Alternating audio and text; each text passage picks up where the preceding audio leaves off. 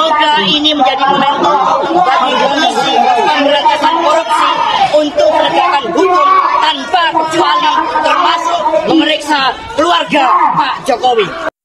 Hasto Kristianto, Sekjen PDIP, ditahan KPK. Bah, kita sih rakyat, kita udah tahu kok kalau KPK itu cuma jadi alat politik kekuasaan para penguasa aja. Bah, kita juga nggak heran kok kalau ada politikus yang melanggar hukum, korupsi duit ataupun korupsi kekuasaan. Karena faktanya nggak ada satupun tuh parpol yang masuk parlemen yang bebas dari korupsi. Sekarang apakah Hasto Kristianto memang bersalah? Ya silakan, buktikan aja lewat proses pengadilan. Tapi kami, rakyat, kami nggak tertarik lah sama drama-dramanya. Kalau mau nonton drama, mendingan nonton sinetron Korea. Kalau kalian pada mau balas dendam politik, kalau pada mau bunuh-bunuhan lawan politik, ya terserah, silahkan aja. Tapi yang kami mau, yang penting buat kami, yang kami tagih, tolong bongkar semuanya sejelas-jelasnya. Kemarin Ibu Koni Bakri udah pernah ngomong kalau dia punya dokumen rahasia segala macam yang dia simpen di Rusia, yang katanya isinya tentang sejumlah skandal pejabat dalam negeri, yang katanya isinya tentang skandal korupsi, penyalahgunaan kekuasaan, serta penggunaan alat negara untuk kepentingan politik pribadi para petinggi negara ini. Yang isinya katanya tentang masalah pribadi anak penguasa, tentang bukti-bukti perpanjangan 3 periode, tentang pengambil alihan partai-partai politik, dan segala macam kasus-kasus hukum lainnya. Nah, kami, rakyat, menuntut semua itu untuk dibuka dan dibongkar ke publik secara transparan. Kami menuntut karena kami berhak. Karena kemarin Ibu Koni Bakri udah terlanjur ngumbar, udah gembar-gembor ke masyarakat kalau dia punya dokumen itu. Maka artinya, Ibu Koni Bakri secara tidak langsung sudah memanfaatkan opini masyarakat sebagai alat tawar-menawar kasus Hasto dengan KPK dan penguasa. Kami berhak menuntut dokumen tersebut untuk dibuka, karena itu berhubungan dengan nasib bangsa ini ke depannya. Nah, sekarang Hasto sudah ditahan KPK. Jadi kami berhak menuntut Ibu Koni Bakri dan semua yang berkepentingan untuk segera membuka dokumen tersebut. Biar cepat selesai sinetronnya. Biar cepat ketahuan siapa penjahatnya. Bosen drama mulu. Udah, buruan, bongkar aja. Salam semangat antitesa 24. Hasto dijadikan sebagai tersangka atas kasus Harun Masiku. Saya kira ini adalah malapetaka bagi PDIP, tetapi ini adalah angin segar bagi rakyat Indonesia karena kita sebagai rakyat Indonesia berharap bagaimana agar kasus ini bisa membukakan ruang untuk mengadili apa yang menjadi kejahatan-kejahatan Mulyono dan juga keluarganya. Dan tidak sedikit juga rakyat Indonesia mendesak bagaimana agar apa yang menjadi penyampaian Ibu Koni mengenai dokumen yang disimpan di Rusia bisa dibuka segera agar apa yang menjadi kejahatan Mulyono dan keluarganya bisa terungkap. Tentunya itu yang sangat-sangat kita nantikan. Dan semoga apa yang menjadi permintaan sebagian rakyat Indonesia, desakan rakyat Indonesia untuk membuka dokumen tersebut bisa terwujud. Nah, sahabat-sahabat, untuk itu kita lanjut dulu bagaimana komentar Bang Peci Merah mengenai persoalan penetapan Pak Hasto sebagai tersangka. Dan kata Bang Peci Merah, kalau Hasto sampai dipenjarakan, maka Jokowi dan keluarganya juga harus dan wajib dipenjarakan. Untuk itu langsung saja ke videonya. Salam Pancasila. Salam Pancasila. Hasto ditahan KPK. Banyak orang terkejut, banyak orang seneng, banyak orang tertawa, ada juga yang bingung. Kalau saya tidak bingung. Kenapa? Karena saya tahu arah dari kasus ini. Ya, ini saya jelaskan dengan bahasa yang sederhana.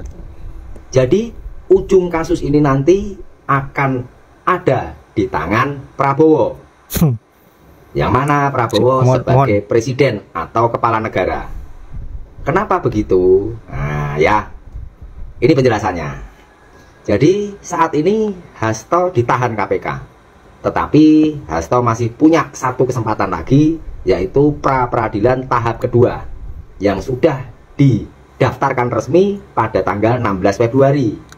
dan sudah dijadwalkan sidang pada tanggal 3 Maret. Artinya apa?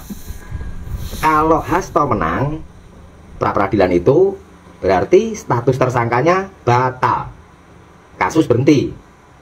Tapi kalau Hasto kalah pra-peradilan, berarti kasus ini lanjut. Nah, kan gitu ya. Nah, kita masih menunggu itu masalahnya. Jadi ini arahnya. Garis besarnya adalah kasus ini adalah kasus hukum politik, bukan hukum murni. Kalau hukum murni itu kasus antara Pak Ijo dan Pak Imin. Nah, itu hukum murni. Tapi ini nanti kasusnya antara Hasto melawan Jokowi sekeluarga. Seperti konferensi pers Hasto saat ditahan KPK, dia mengatakan, jika saya diproses, keluarga Jokowi juga harus diproses. Ya, itu jelas. Dengan tegas dan keras Hasto mengatakan itu. Artinya apa? Hasto siap ngandang, tetapi Hasto juga akan berusaha supaya Jokowi sekeluarga juga ngandang. Itu yang diwacanakan dan disampaikan di depan umum, di depan publik, depan media. Ya. Nah, ini baru dipetakan. Jadi, kenapa kasus Hasto ini saya bilang nanti ada di tangan Prabowo sebagai kepala negara, keputusan akhirnya? Ya, jadi begini, Prabowo itu punya dua pilihan. Ya. Kita tidak tahu Prabowo akan milih yang mana. Jadi pilihan pertama, Prabowo akan membiarkan kasus ini berjalan sesuai dengan aturan dan hukum yang berlaku. Ya. Prabowo tidak akan cawe-cawe. Ya, mau Hasto kena pidana berapa tahun, lalu kemudian Hasto melaporkan Jokowi sekeluarga, dan Jokowi sekeluarga juga kena pidana berapa tahun, Prabowo tidak akan ikut campur. Ya, artinya Prabowo akan netral. Ya. Nah, ini akan berefek baik. Ya, kenapa? Karena kalau Prabowo membiarkan proses hukum berjalan dan Hasto ngandang, Jokowi sekeluarga ngandang, berarti ini hukum akan menjadi panglima. Hukum akan menjadi berkeadilan di era Prabowo.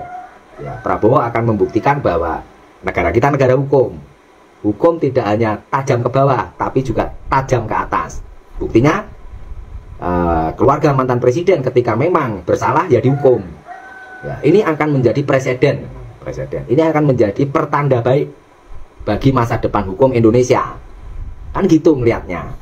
Ya, nah, Prabowo mungkin juga akan mendapatkan keuntungan ya ketika pilihan pertama ini dijalankan. Kalau memang Hasto punya bukti-bukti yang mana memang sesuai dengan bukti hukum, lalu Jokowi sekeluarga dipenjara, ya, otomatis Prabowo akan terbebas dari cengkraman Jokowi.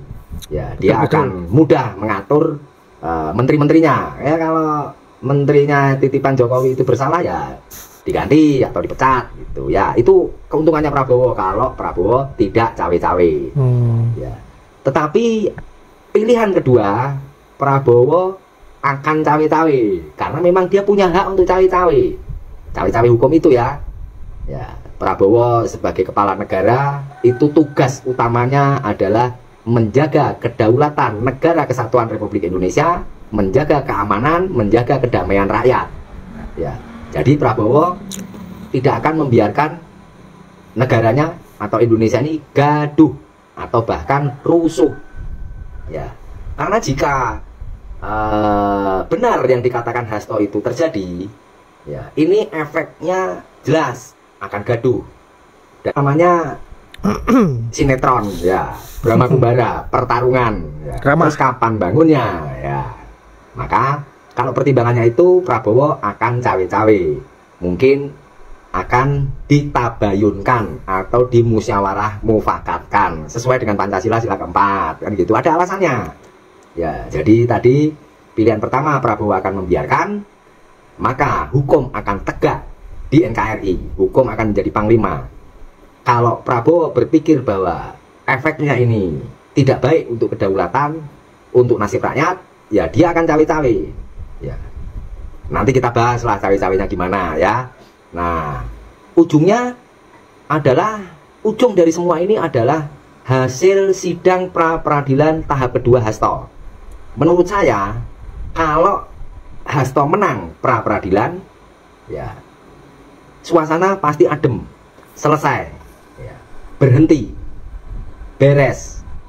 Ya, berarti Prabowo memilih opsi kedua tadi, yaitu tidak ingin negaranya gaduh, tidak ingin rakyatnya resah. Ya, tetapi kalau Hasto kalah, ya pertarungan makin seru, karena Hasto harus bertanggung jawab. Hasto harus membuktikan omongannya bahwa Jokowi sekeluarga telah melakukan tindak pidana, korupsi, betul, dan lain-lain. Nah, ini patut kita tunggu. Ya, itu tadi alurnya ya. Jadi supaya kamu paham. Kalau nggak paham, coba diulangi pelan-pelan, diperhatikan. Nanti saya tulis dengan kata-kata di sini supaya bisa kalian mengerti. Ya, seperti itu sebetulnya. Kembali lagi, ini adalah kasus hukum politik, bukan hukum murni. Hasto vs Jokowi, bukan Sastro vs Paijo. Nah ya, jelas nggak? Mudeng nggak? Ya, kalau nggak jelas atau belum mudeng ya diulangi lagi. Itu karena ini kalian harus ngerti bahasa-bahasa politik seperti ini. Oke? Ya, yang menjelaskan secara detail dan sederhana ini ya hanya peci merah, IQ tinggi, sang Pancasila. Kita tunggu merdeka.